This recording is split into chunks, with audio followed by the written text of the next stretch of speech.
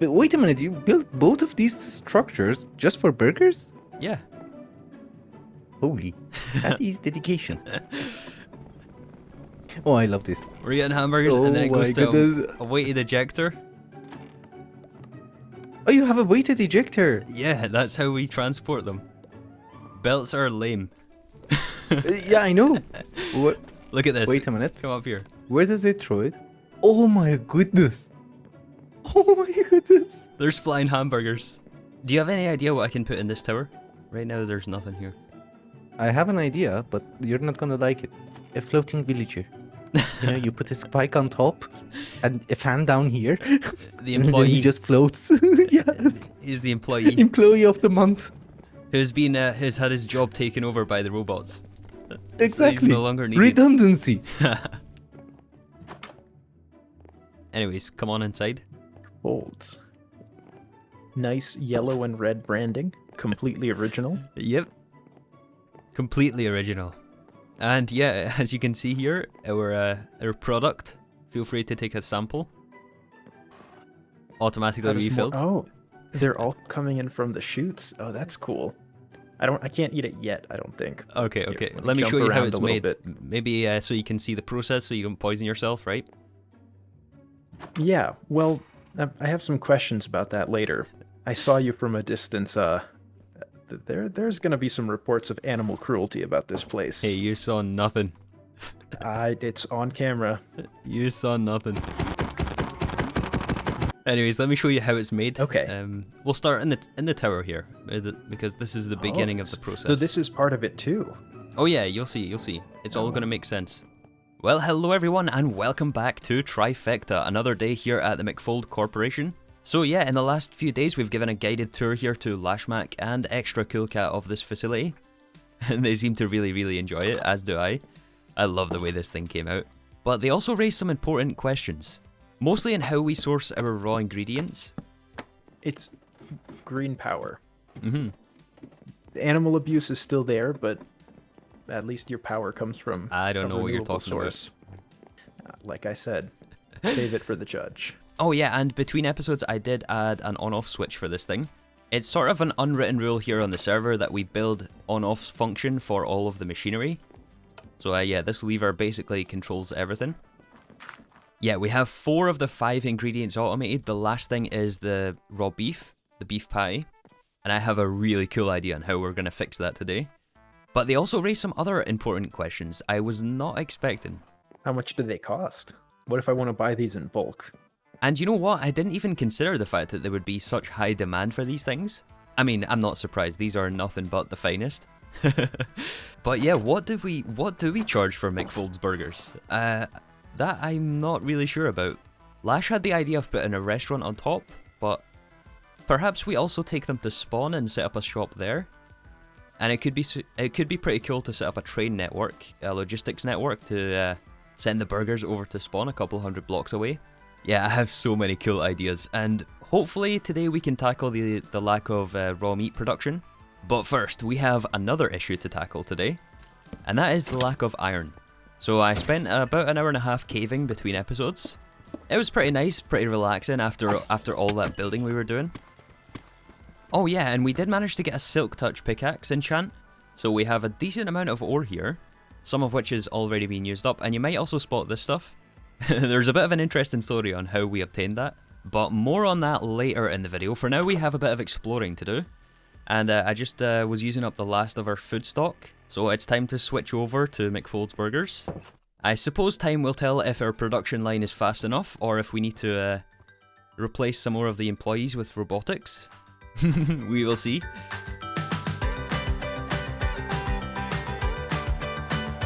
Hello. Hello. Are things working? Yes. Yes, that's a melon and pumpkin farm. Nice. That's a lot of hoppers. You should actually follow me. I have something much more fun to show you. Okay. Come. Okay. Press the button. Press the button.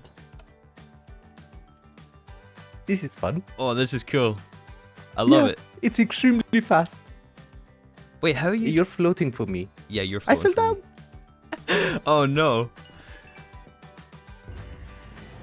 Well, there is our achievement. Totally legitimate. This is totally not Lashmac stuff. Here he comes, I think. Be very careful, there's lava somewhere. Very close. I see this is a totally safe operation you're running here. I had 40 something levels. I was about to say, you just lost all your levels again. All of them, literally. Anyways, I was just passing through. I won't keep you for much longer. I'm looking for a desert, actually. Do you know of any deserts? Oh yes, exactly. There is one next to the mangrove. That way? Wait. Yes. Do you remember the mangrove swamp? It's at around 8x 1300 or 1200, something like that. Yes, it's to our east, and then to its north there is a huge desert, and you might find a giant pit. Hopefully. Sorry for the death. It wasn't my fault. No, it was very fun. All right. Finally, somebody saw it. All right. See you later. Bye.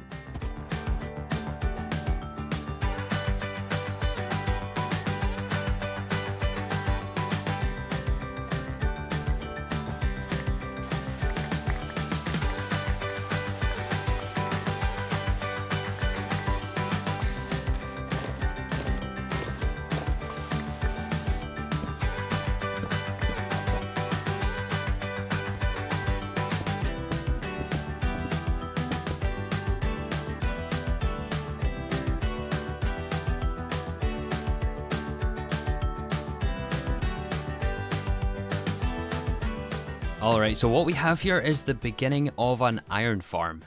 It's the vanilla one. It's pretty much completely vanilla, actually.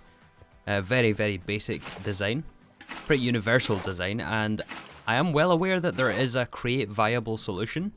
Yeah, in the create mod, you can wash gravel, bulk wash gravel, for a 12% chance at a nugget. And if you scale this large enough, then it is, I would imagine, definitely viable to do that. The vanilla one is just simply faster. I think. I'm pretty sure it's going to be faster, right? Because you're not working with percentages. It's pretty much a guarantee that the villagers will spawn iron golems here, and we can basically dispatch of them however we wish. Wow, this thing looks terrible. We're going to have to come up with some sort of creative solution to cover this all up, and we will. We definitely will. So right now we have the absolutely glorious task of luring some villagers over here. And villagers are going to be very important for us for trading. And of course for today for spawning iron golems. And it will give us basically infinite iron, and we will need a lot of iron for some of the projects I have planned later in the series. So basically the earlier we get this operational, the better. We do of course have our village that we found here in episode 1, where the nether portal is. Now the question remains, is there any life in the village? Yes, there is. More than one at least? Yes, I think so. Oh, but this guy's already employed. He's a leather worker. We have to find all the job blocks. Oh boy. You guys all know how tedious this is, right? Oh nice, some leather armor.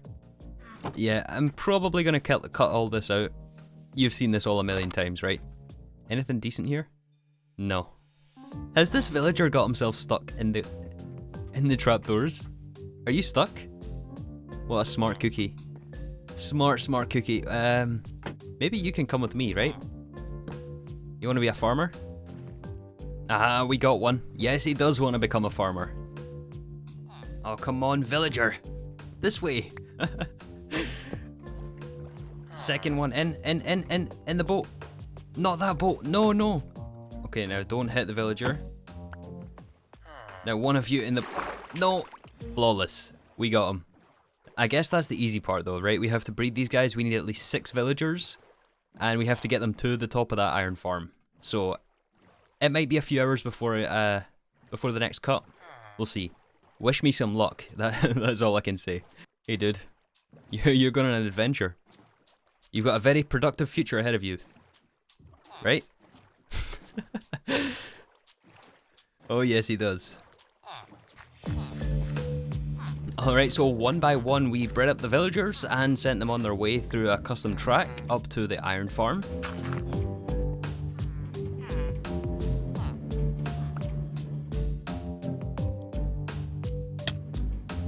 Honestly, it wasn't as bad as I was expecting it to be.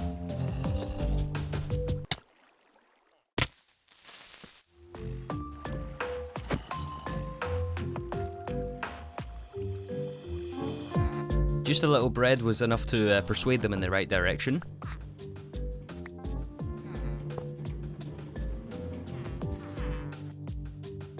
Although there was something I did not expect to see at all. What are we looking at right now? What is this? Apparently it's an iron golem. It is a real iron golem. It's just a different texture. If you guys know what mod adds this, then let me know. But that's... I was a little stunned, needless to say. But yeah, after all 6 villagers, we also got a zombie in there, who of course has to be called Breeks. And that was basically it. The iron farm was operational. Still haven't died, by the way. And we have a spare zombie here, just in case. We need to convert these villagers for later on. And the rest of these guys should be asleep. Oh, there's only 3 left. I thought we had a few more than that.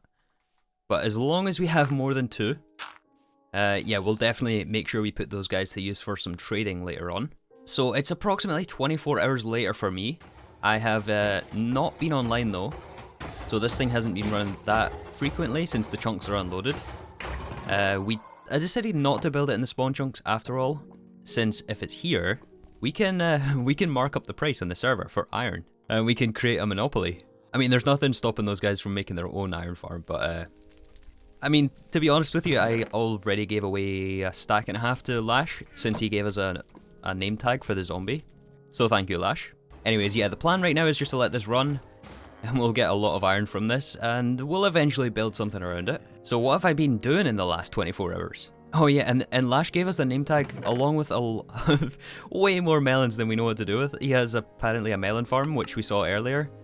I don't know what he plans to do with all these melons. I think he said he was going to build his base out of melons, which I'm very curious to see how it's going to turn out.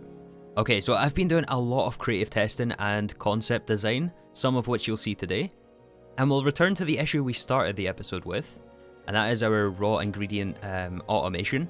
How are we going to get ourselves raw beef? I mean, it's pretty simple, right? A cow farm is very easy to do.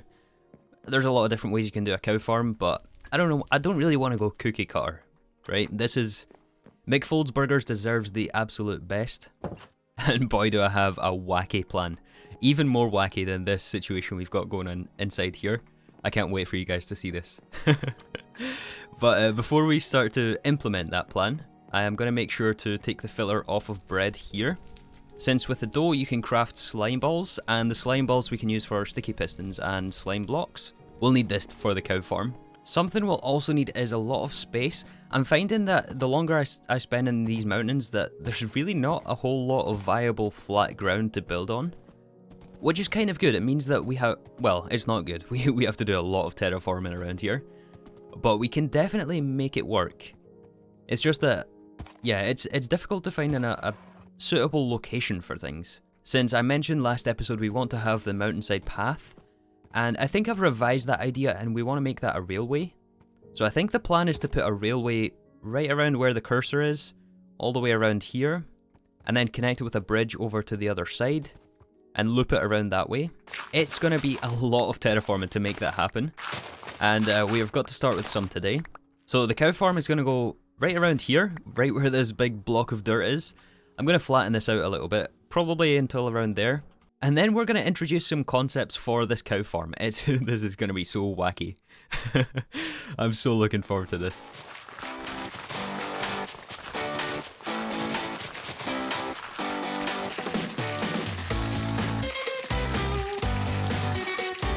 Wait, hold on. What are we doing? What am I doing? Not only is the shovel about to break and we have 0 diamonds left. Yep, so we can't even... Oh yeah, check this out. We also got a tall grass. We can't replace the shovel, and there's a decent amount of stone back there as well we have to clear. The area that I've outlined here is just a rough estimate as well. It might even have to be taken back further. Yeah, this is a lot more land than it looks like on first glance. So you know what? Why not try to use our tunnel bore? If it's still operational. And this actually ties back to the ancient debris. Take a look at this.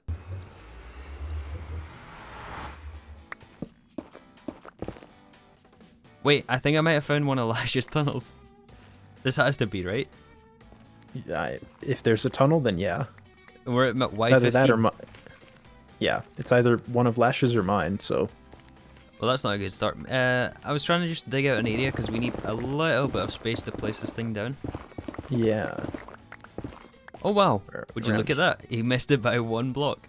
So after giving Cool Cat his tour around here, he explained to me that he was doing a lot of debris mining in the nether. Do you want to get it on camera?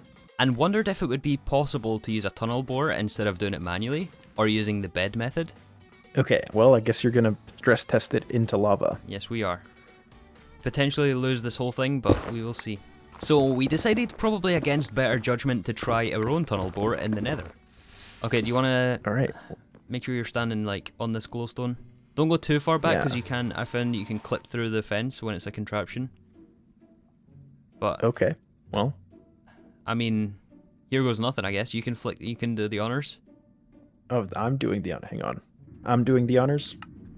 Indeed. Here we go. Here we go. I mean, we know it works, but does it work in the nether? Through all the lava. I mean, this was a pretty big lava lake up ahead here. And we are down at Y15. Yeah. Let's Oh, see how this Uh-oh. goes. watch out. Oh, Three, no. Watch out. No! And it blocked all the torches. Okay, we're, I think it's stuck. Oh no, it's still going, it's still going. What can It recovered? potentially happen here is the torches are washed away and then the rail is unpowered. And then it just gets stuck. Yeah. What if it were placing down just redstone blocks instead of torches? Oh god, watch out. Watch out. Ah. Watch out. No! Oh, is You this gonna it? die? Or I don't know. here, 3. Hold this. Oh, you're a savior. No, I think I'm fine. I'm fine. I'm fine. If you die, I think you're. I don't know how accurate the tooltip is, but Whew. No, we're fine. But this is dangerous. the contraption is a little less fine. What did you do? What did I do? You hit the this- switch. This is why you wanted me to hit the switch. You the are rail liable. is still there. If I was to guess, my initial analysis is there was just too much lava and it didn't place the block fast enough, and lava flows quicker in the nether, so I Yeah. reckon it got past and then knocked out the torch, and then was able to do enough damage to basically destroy the whole thing, and take out the minecart with So- it. Any ancient debris by any chance in this like tiny short distance? Oh no!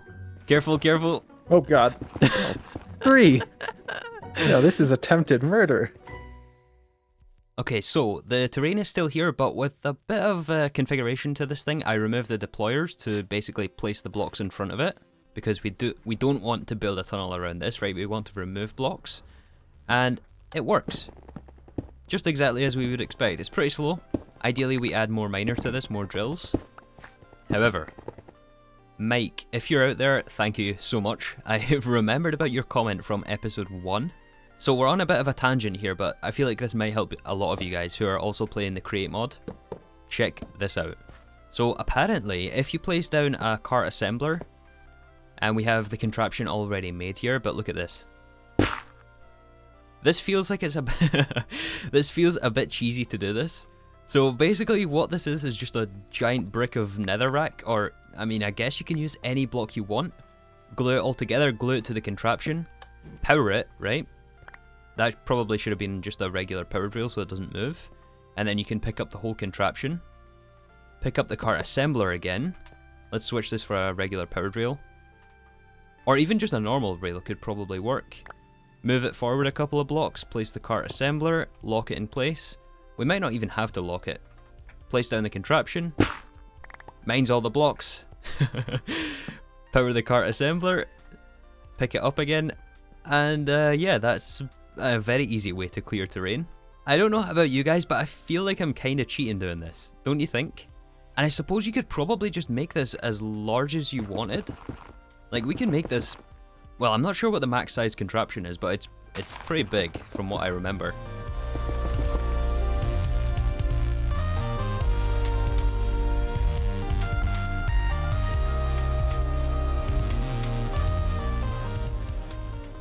Nice, so I cleared everything out, and we've also got an outline here of the next build. This is going to be a barn. I wanted to keep it somewhat traditional. What's going to go on inside here is certainly by no means traditional.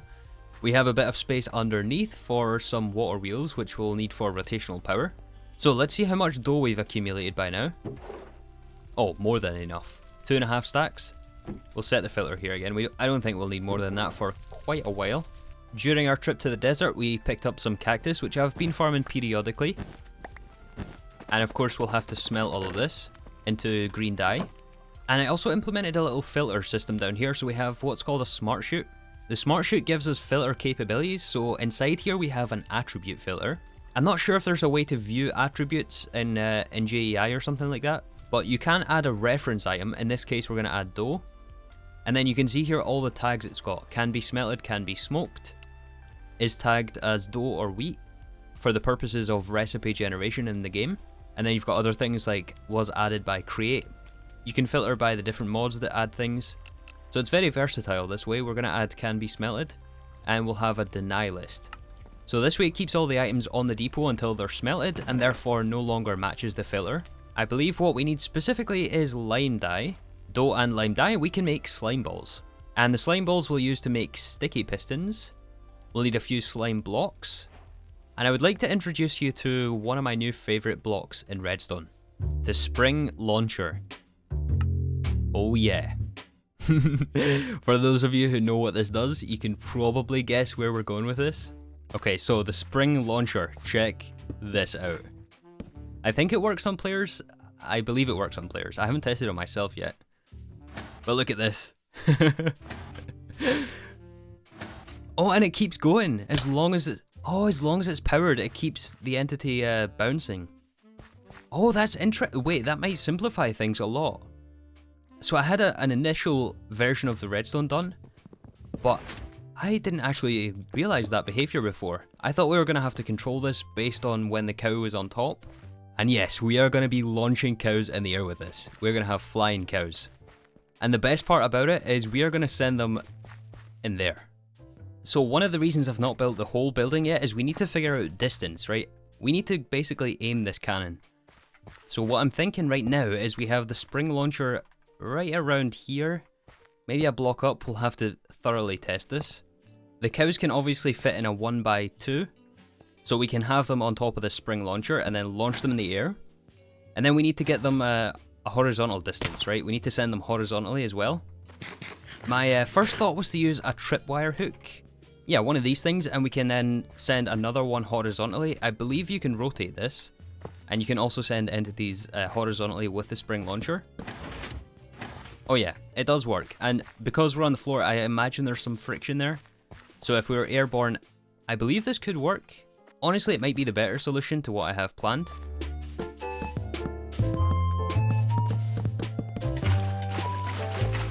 Did I place them correctly this time? Oh, I got roasted for this. I got roasted. I don't blame you guys though. Is this correct? Am I doing it right this time? Is it 320 SU? That's the maximum you can get, right? From the water wheel? You guys are probably screaming at the monitor right now if it's not correct. I believe this is the max you can get though. Alright, let me hook all this up. So vertical gearbox on top of each one. And we're short a few shafts. I think I was making up some more, right? Yes, nice.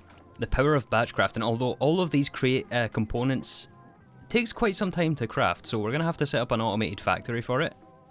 But one thing at a time. Okay, well, definitely not the cleanest setup. I might actually switch this out with a windmill between episodes. This isn't exactly great with all the gearboxes in here. But at least it's all spinning the right way.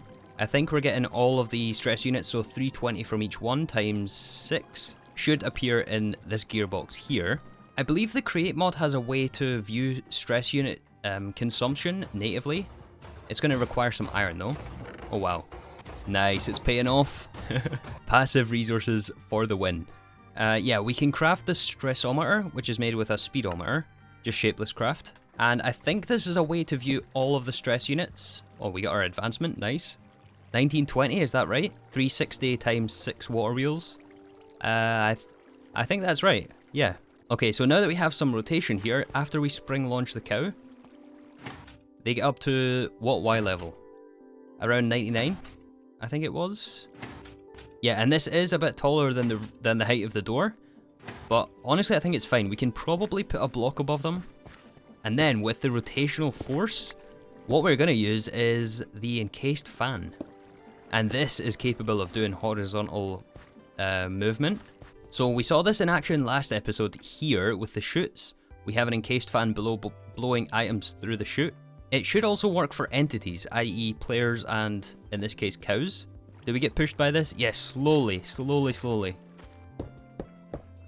Well, this is where the rotational speed controller comes in. So long as we have enough stress units, we're generating 1920. We can take this all the way up to 256. And how many do these generate? I think it was at 40 before on the default. Now it's they're consuming 512 each. So we have more than enough headroom for at least 2 encased fans, which should be enough, right? A cow is is it 1.7 or 1.2 blocks tall? So in this config, oh wow. Wow, that is crazy. Yeah, they get launched. Alright, so now we need to put this at the appropriate height and make sure they can actually land in there, which will be a project for next episode. We're going to keep this one a little shorter today. I know some of you guys like the long episodes, I do as well. But yeah, I think next episode is going to be so much fun. And of course we get to build the full barn as well. Yeah, I have some plans for this barn and I think it's going to look awesome. That terrain back there does not look quite so awesome, but we'll fix it, don't worry. Anyways guys, with that, I hope you enjoyed this one. I certainly did once again. Thank you guys so much for watching, and I'll see you all in the next episode of Trifecta.